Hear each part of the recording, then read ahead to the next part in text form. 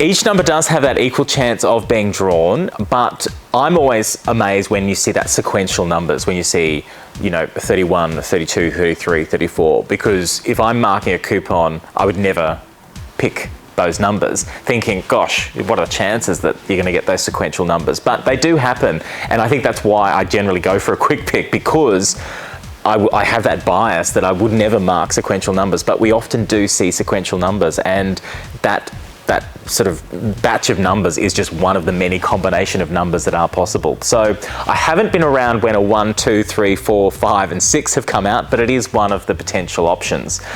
I think the only funny thing there is that if 1, 2, 3, 4, 5 and 6 do come out in, say, a lotto draw, I think there'll be heaps of Division 1 winners, because I think a lot of people have jokingly marked their coupon with a game that has those numbers. The other really interesting thing, if all of the numbers drawn are 31 and under, we generally, as a rule of thumb, will have more Division 1 winners, because people often mark their coupons with family birthdays. Sometimes really the margin between, the most frequently drawn and the least frequently drawn is not that much. And it can change quite a lot after just 1 or 2 draws. What's the most frequently drawn number and what's the least frequently drawn number. The interesting thing about the lottery balls, I think, is that they are highly regulated. They are like our crown jewels. They are under lock and key.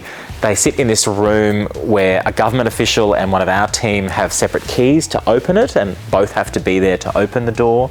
They can only be touched with gloved hands.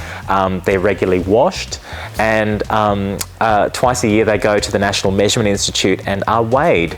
And so that is a lab, and someone in a white coat will sit there and they will weigh methodically each lottery ball to make sure they all weigh the same, that no number has a greater chance of being drawn from the machine.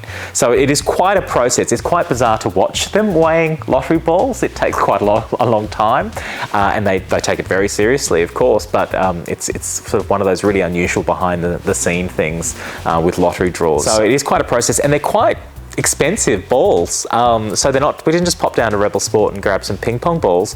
These are, they come from a specialised manufacturer overseas. They have a little chip in them so that when they come out of the machine, they can be read by the machine. And they're quite specialised pieces of equipment. They may not look it at times as they're spinning around there. And I've been to the draws sometimes just to watch them being drawn, and only people with a licence can touch these lottery balls to load them in the machine, to unload the machine. It's not just anyone can do that.